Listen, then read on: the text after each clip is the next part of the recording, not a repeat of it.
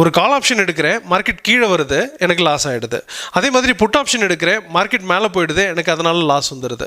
So இந்த மாதிரி நிறைய பேர் சொல்லி நம்ம பார்க்க முடியுது. இது எதனால் நடக்கிறது அப்படிங்கிறத நம்ம ஃபர்ஸ்ட் ஆஃப் ஆல் புரிஞ்சுக்கலாம். அண்ட் நம்ம எப்படி ஒரு சரியான இடத்த சூஸ் பண்ணிவிட்டு கால் எடுக்கிறதா புட் எடுக்கிறதா அப்படிங்கிறத அண்டர்ஸ்டாண்ட் பண்ணுறதுக்காக தான் இந்த வீடியோ. அது என்னன்றதை பார்த்துடலாம். நம்ம ட்ரேட் எம்பரருக்கான டெலகிராம் அண்ட் வாட்ஸ்அப் குரூப்புக்கான லிங்க் டிஸ்கிரிப்ஷனில் கொடுக்குறேன், தேவையானவங்க ஜாயின் பண்ணிக்கோங்க. Hello everyone, this is Jagadeeswaran, founder of trade emperor.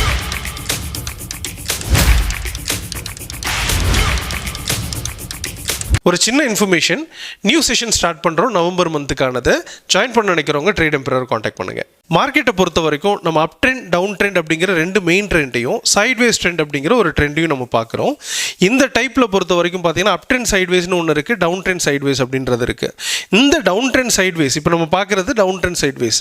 இப்போ இந்த இடத்துல என்ன அப்படின்னு பார்த்தீங்கன்னா, மார்க்கெட் லோவை டச் பண்ணும்போது பை அப்படிங்கிற டைரக்ஷனும் ஹையை டச் பண்ணும்போது செல் அப்படிங்கிற டைரக்ஷனும் எடுத்துக்கும். அப்போ மார்க்கெட் மேலே போயிடுச்சுன்னா என்ன பண்ணணும், செல்லராக மாறணும், கீழே வரும்போது பையராக மாறணும்.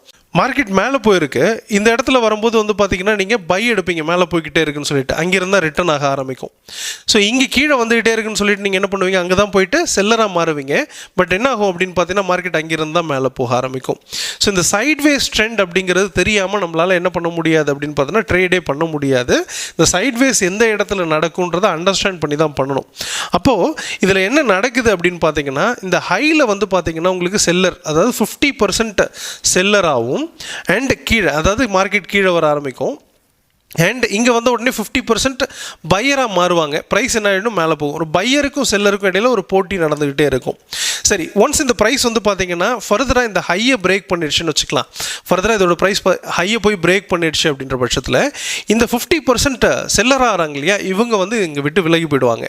அப்போ என்னென்னா அடிஷ்னலாக வந்துட்டு பார்த்தீங்கன்னா அனதர் ஒரு 25% பையர் உள்ளே வந்துட்டு 75% பையர் மாறி மார்க்கெட்டை மேலே கொண்டு போவாங்க. அதே தான் கீழே.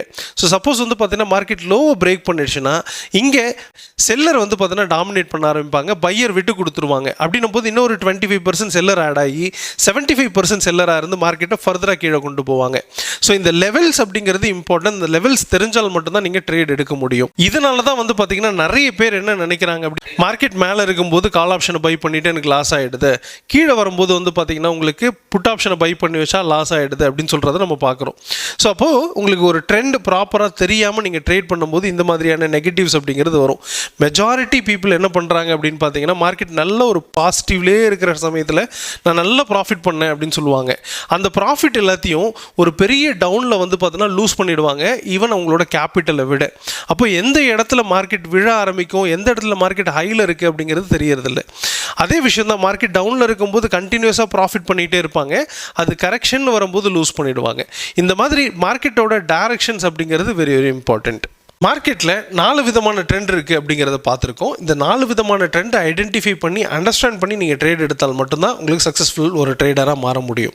அப்போ ஒரு ப்ராப்பர் எஜுகேஷன் இல்லாமல் 100% நம்ம ட்ரேட் பண்ண முடியாது அப்படிங்கிறத அண்டர்ஸ்டாண்ட் பண்ணணும். எப்படி நீங்கள் கார் வாங்கின பிறகு ஒரு காரோட சிஸ்டமும் அதே சமயத்தில் உங்களோட ரோட் சிஸ்டமும் தெரியுதோ, அதே மாதிரி தான் ட்ரேடிங்கும். உங்களுக்கு என்ன பண்ணணும்னா உங்களோட ப்ரோக்கிங் அக்கௌண்ட்டை ஆப்ரேட் பண்ணவும் தெரியணும். அட் த சேம் டைம் வந்து பார்த்தீங்கன்னா எந்த இடத்துல பை எடுக்கணும், எங்கே டார்கெட் பண்ணணும் அப்படிங்கிற டெக்னிக்கல் நாலேஜும் வேணும். அது ரெண்டுமே இருந்தால் மட்டும்தான் உங்களால் சக்ஸஸ்ஃபுல் ட்ரேடராக மாற முடியும். மீண்டும் another வீடியோவில் சந்திக்கலாம். Thank you very much. All the best.